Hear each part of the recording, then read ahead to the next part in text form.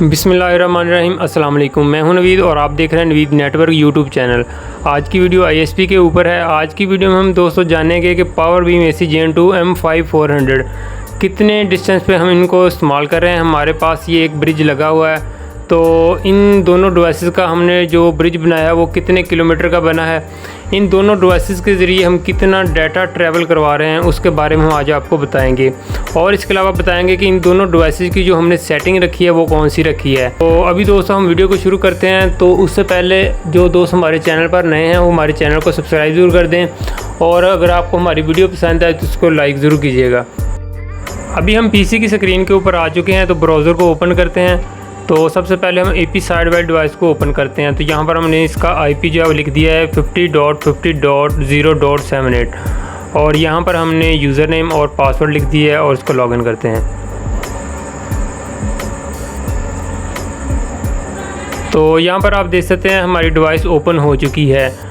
तो ये AP side वाली जो डिवाइस है हमने उसको ओपन किया है। यहाँ पर आप देख सकते हैं नवीद AP और पावर बीम 5 AC Gen 2। अभी सबसे पहले हम बात करते हैं कि हमने इन दोनों डिवाइस को जो लगाया है इनके दरमियानी फासला कितना है, डिस्टेंस कितना है।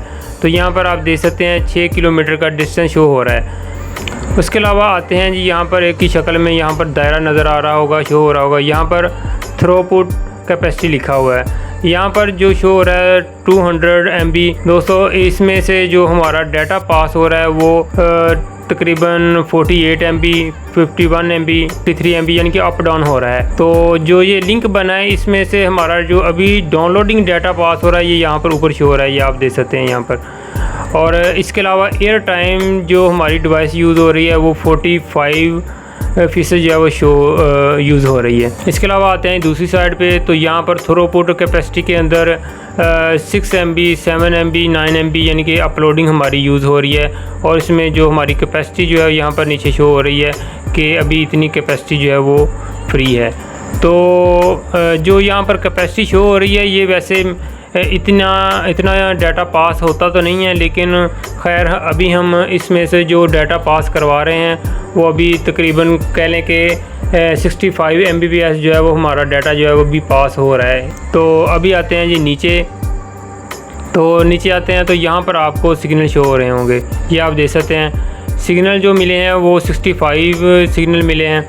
और इस साइड पे अगर देखा जाए तो यहाँ पर भी आपको अप डाउन हो रहे हैं -64, 65। और अभी सबसे पहले हम आते हैं जी वायरलेस पेज के ऊपर। तो आपको सेटिंग के बारे में बताते हैं कि हमने सेटिंग कौन सी रखी है। तो सबसे पहले तो जो वायरलेस मोड है हमारी ये डिवाइस एक्सेस पॉइंट के ऊपर है। उसके बाद जो SSID हमने रखा है वो ये, और कंट्री जो है वो हमने चूज़ किया है वो रशिया कंट्री यूज़ किया है। इसके अलावा आउटपुट पावर डिवाइस की वो 24 dBm रखी है। और इसके अलावा चैनल विड्थ जो रखी है वो हमने 80 मेगाहर्ट्ज़ रखी है। अगर आप जो चैनल विड्थ मेगाहर्ट्ज़ अगर कम रखते हैं यानी कि 60 या 50 या इससे कम रखते हैं तो उतना ही कम डाटा पास होगा। तो हमने डाटा ज़्यादा पास करवाना तो इसलिए हमने चैनल विड्थ जो है वो 80 रखी है। और इसके अलावा आते हैं जी नीचे। तो यहाँ पर जो हमने चैनल यूज़ किया है वो आप देख सकते हैं यहाँ पर 5960 जो चैनल हमने चूज़ किया यानी कि एंड वाला चैनल। कोशिश करें आप के तकरीबन कोई 5800 से नीचे आप कोई भी चैनल चूज़ करें तो आपको अच्छी जो है वो कनेक्टिविटी मिल जाएगी। और यहाँ पर जो ऑटो एडजस्ट डिस्टेंस उसको हमने ऑफ़ रखा है, और मैक्सिमम TX डाटा रेट उसको ऑटो रखा है। और इसके अलावा कोई सेटिंग हमने चेंज नहीं की, सेम वही रखी है जो ऑलरेडी होती है। तो यहाँ पर हमने जो अपनी डिवाइस की सिक्योरिटी है वो लिखी है। तो इसमें बस इतना ही है। और नीचे आते हैं यहाँ पर। तो ये भी सेटिंग सेम वही है, उसमें हमने चेंजिंग नहीं की, जो ऑलरेडी होती है डिवाइस की वही रखी है। उसके बाद आते हैं जी हम नेटवर्क के अंदर। तो नेटवर्क के अंदर जो नेटवर्क मोड है वो ब्रिज है जो ऑलरेडी सब यूज़ करते हैं। इसके अलावा आते हैं जी नीचे। तो यहाँ पर हमने इसको स्टैटिक रखे, इसका जो IP हमने जो चूज़ किया है वो यहाँ पर लिखा हुआ है, और गेटवे भी हमने लिख दिया था यहाँ पर। और इसके अलावा इसके अंदर कोई मज़ीद चेंजिंग नहीं करनी, जो ये वाली सेटिंग है ये ऑलरेडी सेम वही होती हैं। उसके बाद आते हैं जी सर्विसेज में। तो सर्विसेज में भी कोई ख़ास सेटिंग नहीं होती, इसमें भी आपने कुछ नहीं करना। और आते हैं जी सिस्टम के अंदर। तो यहाँ पर आपको जो फ्रेमवेयर वर्ज़न नज़र आ रहा होगा वो WAV8.6.2 ये आपको वर्ज़न नज़र आ रहा होगा। जब हमने इन दोनों डिवाइसेस को परचेज़ किया था तो तब इन दोनों डिवाइसेस का फ्रेमवेयर यही था, तो हमने इसको चेंज नहीं किया, यानी कि अपग्रेड नहीं किया। बाज़ दफ़ा क्या होता है कि हम अपनी डिवाइसेस को अपग्रेड कर लेते हैं लेकिन उनकी परफॉर्मेंस जो है वो नीचे आ जाती है।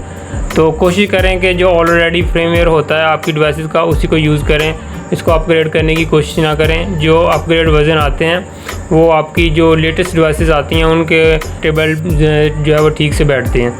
तो आप जो ऑलरेडी फ्रेमवेयर होता है आपकी डिवाइस का उसी को रहने दें, उसको अपग्रेड मत करें। तो उसके बाद आते हैं जी नीचे।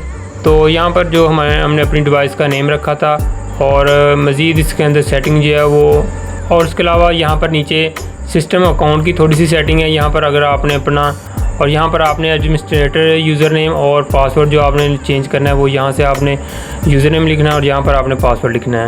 तो उसके अलावा कोई और ख़ास सेटिंग नहीं है इसके अंदर, बस यही है सेटिंग इनकी। तो अभी आते हैं जी मेन डैशबोर्ड के ऊपर।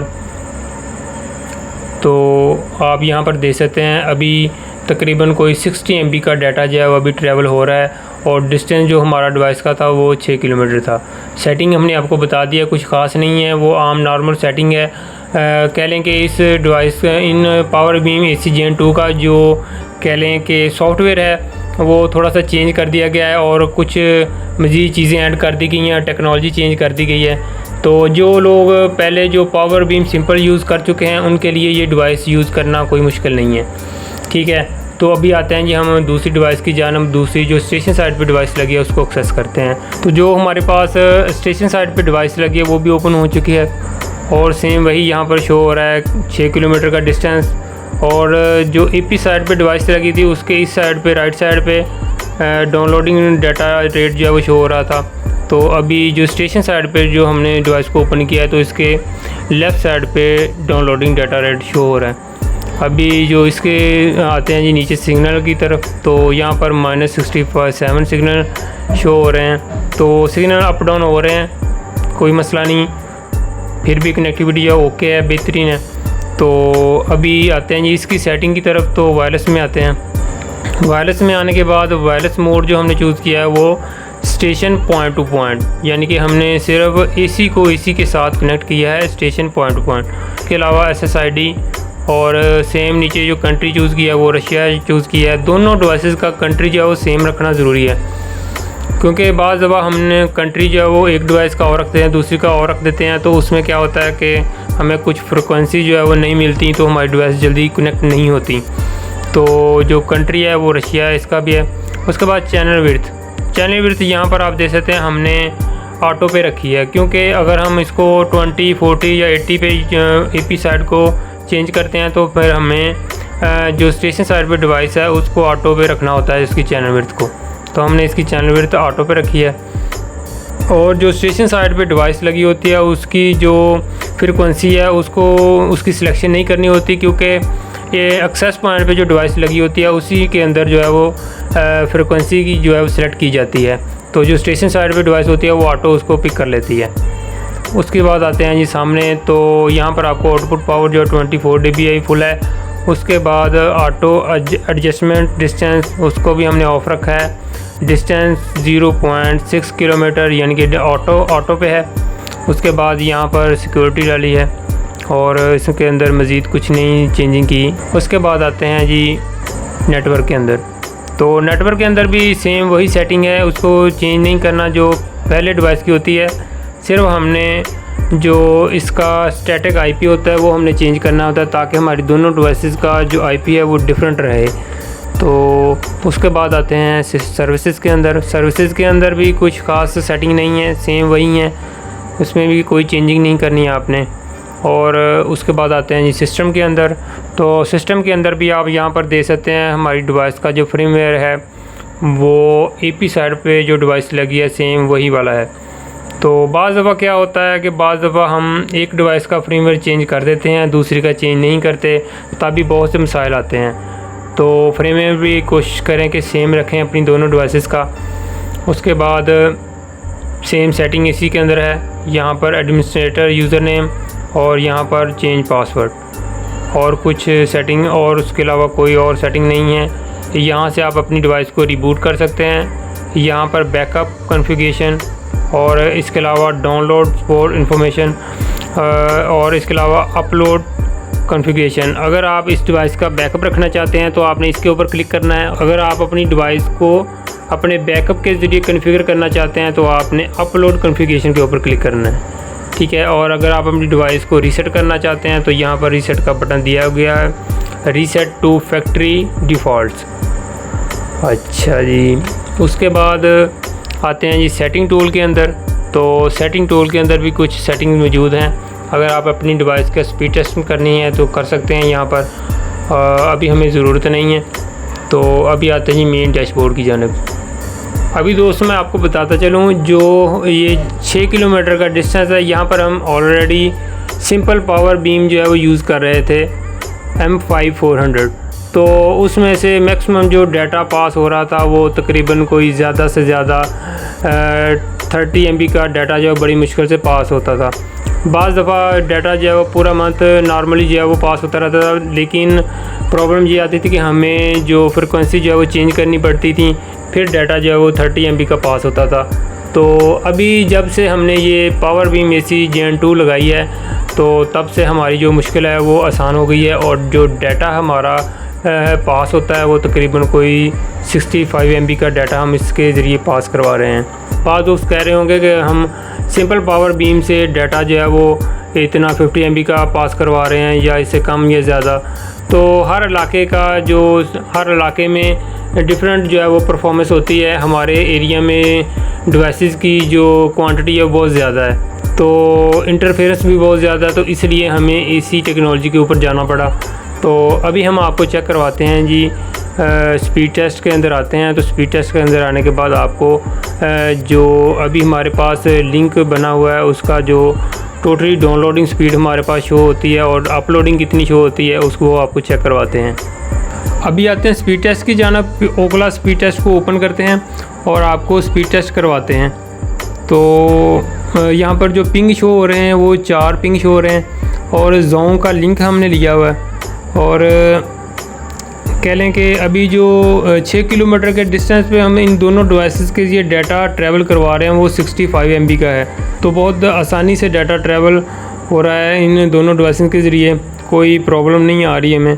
अगर आप भी कह लें कि परेशान हैं अपनी जो सिंपल पावर बीम से, तो आपको भी फ्रिक्वेंसी जो है वो चेंज करना पड़ती हैं और मुश्किलात आ रही हैं, तो कोशिश करें कि आप AC टेक्नोलॉजी की तरफ जाएं और बआसानी जो है वो आपका इतना डाटा जो है वो 6 किलोमीटर तक जो पास हो जाएगा। बाकी जो है वो आप के टावर की हाइट पे भी डिपेंड करता है, आपकी कनेक्टिविटी पे भी डिपेंड करता है कि सिग्नल कितने में हैं, उतना ज़्यादा अच्छा जो है डाटा आप ट्रैवल करवा सकते हैं। तो अभी जो हमारे दोनों साइड पे टावर की हाइट है वो 60 फीट है। तो आज की दोस्तों वीडियो को हम यहीं पर ख़त्म करते हैं। इंशाल्लाह ताला नेक्स्ट वीडियो हम लेकर आएंगे पावर बीम M5500 के ऊपर, और उसके बारे में हम आपको बताएं कि उन डिवाइसेस की हमने सेटिंग कौन सी रखी है और वो कितने किलोमीटर पे हम यूज़ कर रहे हैं और उनके ज़रिए हम कितना डाटा ट्रैवल करवा रहे हैं। तो नेक्स्ट वीडियो इंशाल्लाह ताला उसके ऊपर होगी। तो फिर मिलेंगे दोस्तों एक नई वीडियो के साथ। अपना बहुत सा ख्याल रखिएगा, दुआ में याद रखिए। खुदा हाफिज़।